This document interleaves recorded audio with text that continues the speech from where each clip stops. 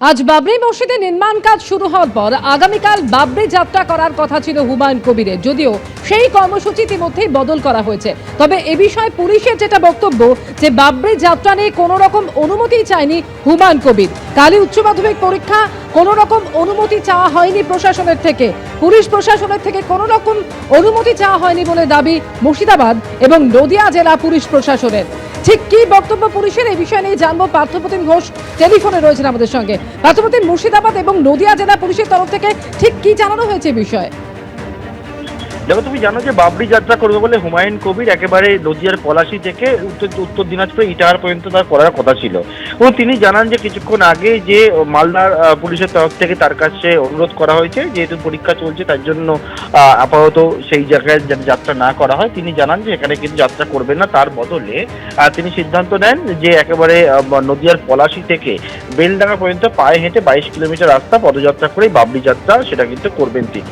হুমায়ুন কবির এই বিষয়ে তরফ থেকে জানানো হয়েছে, কিন্তু পুলিশের তরফ থেকে যে বিষয়টা বলা হচ্ছে, যেহেতু এখন পরীক্ষা চলছে এবং কালকে উচ্চ মাধ্যমিক পরীক্ষাও শুরু রয়েছে, এবং এক্ষেত্রে কালকের এই যে পদযাত্রা করবে হুমায়ুন কবির, পদযাত্রার মাধ্যমে বাবরি যাত্রা করবে, সেটা নদিয়া জেলা পুলিশ প্রশাসন বা মুর্শিদাবাদের পুলিশ বা প্রশাসনের তরফ থেকে যে বিষয়টা বলা হচ্ছে যে কোনো রকম ভাবেই পদযাত্রা করে যে বাবরি যাত্রা তার কোনো অনুমতি কিন্তু চাওয়া হয়নি তাদের কাছ থেকে। এবং ইতিমধ্যে প্রশাসনের তরফ থেকে যে বিষয় বলা হচ্ছে যে কোনো র্যালি বা মিটিং এর ক্ষেত্রে ইতিমধ্যে নিষেধাজ্ঞা জারি রয়েছে, যেহেতু পরীক্ষা চলছে কোনো রকম ভাবে লাউড স্পিকার বা কিছু ব্যবহার করা যাবে না।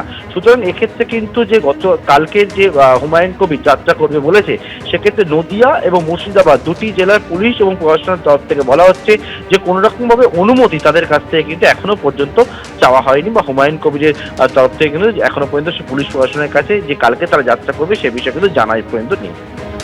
ধন্যবাদ পার্থ। আর এর আগে হুমায়ুন কবির ঠিক কি বলেছিলেন এই নিয়ে শোনাবো।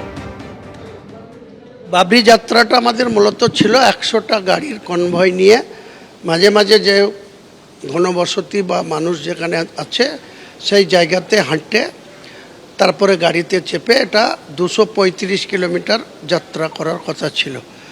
মালদা পুলিশ প্রশাসনের অনুরোধে তিনারা কাল রাত্রি 10:30টার সময় আমাদের জেলা নেতৃত্ব রয়েল ইসলামকে ডেকে অনুরোধ করেন, যেহেতু পরীক্ষা চলছে সেই পরীক্ষার জন্য উনি বলেছেন যে আপনি যে কোনো দরকার হলে 14-15 ছুটি আছে, 14 তারিখ শনিবার ছুটি আছে, 15 তারিখে রবিবার ছুটি আছে, এখানে করুন, আমরা সহযোগিতা করব বলেছেন। কিন্তু আমি 14-15 করছি না, কালকে আমাদের যে পলাশীর যে মনুমেন্ট, সেই মনুমেন্ট থেকে পুরো NH-12 হয়ে পুরো বাবরি মসজিদের যেখানে স্থান সেই অবধি 22 কিলোমিটার আমরা হেঁটে কমসে কম 50,000 লোককে সঙ্গে নিয়ে পদযাত্রা করব।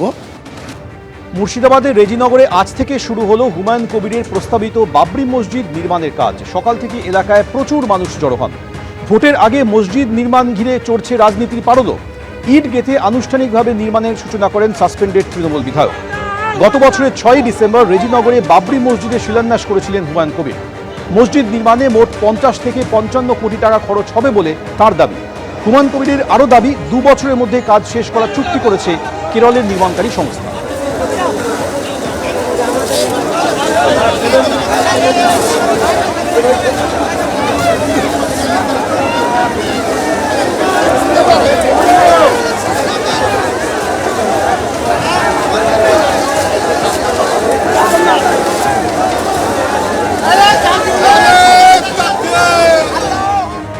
ডিসেম্বর মাসের 6 তারিখে বাবরি মসজিদের জন্য ভিত্তিপ্রস্তর স্থাপন করেছেন হুমায়ুন কবির, এবং তার পরবর্তীকালে তিনি ঘোষণা করেছিলেন যে বেলডাঙ্গায় মুর্শিদাবাদে বাবরি মসজিদ নির্মাণ করবেন, এবং সেই মতো আজকের থেকে আনুষ্ঠানিকভাবে একেবারে বাবরি মসজিদের যে নির্মাণ কাজ সেটা শুরু হয়ে গেল।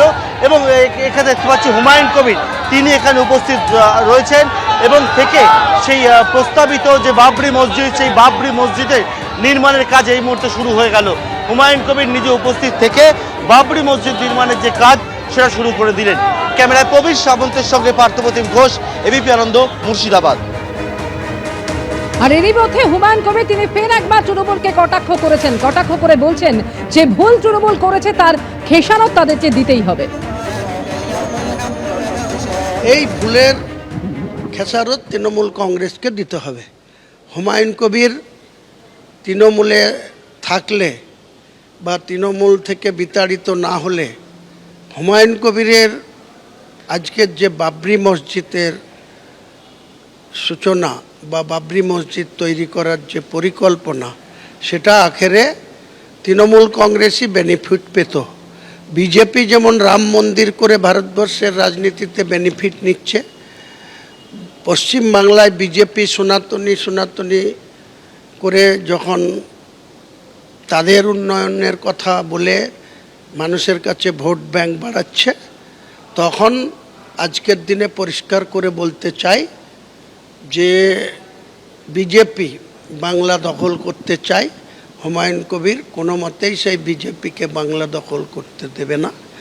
পাশাপাশি যে বাবরি মসজিদ করার জন্য যে হুমায়ুন কবিরকে সাসপেন্ড করে তৃণমূল নেত্রী যে ঐতিহাসিক ভুল করেছে, তার খেসারত তাকে ক্ষমতাচ্যুত হবে তৃণমূল কংগ্রেস। হুমায়ুন কবিরের উদ্দেশ্যে কটাক্ষ করে তৃণমূল বলছে বাবরি মসজিদের মাধ্যমে ভেসে থাকার চেষ্টা করা হচ্ছে, আর বিজেপি বলছে এসব করে লাভ কিছু হবে না। বাবরি মসজিদ করার জন্য তো ওনাকে দল থেকে তাড়ানো হয়নি।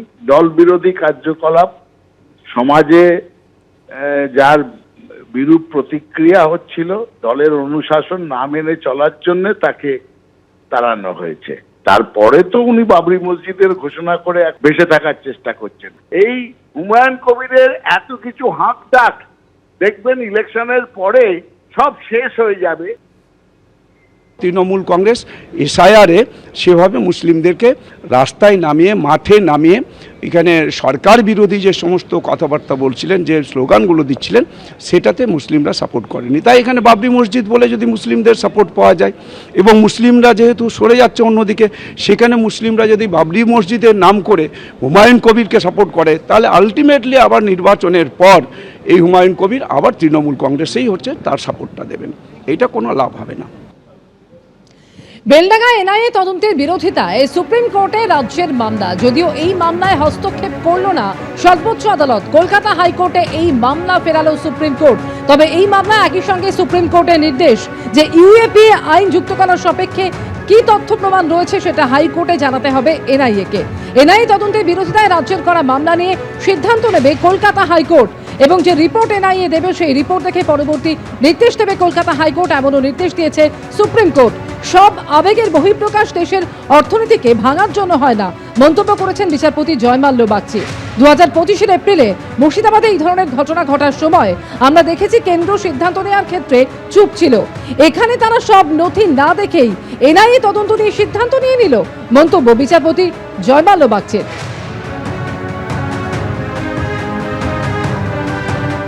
এবিপি আনন্দ, এগিয়ে থাকে, এগিয়ে রাখে।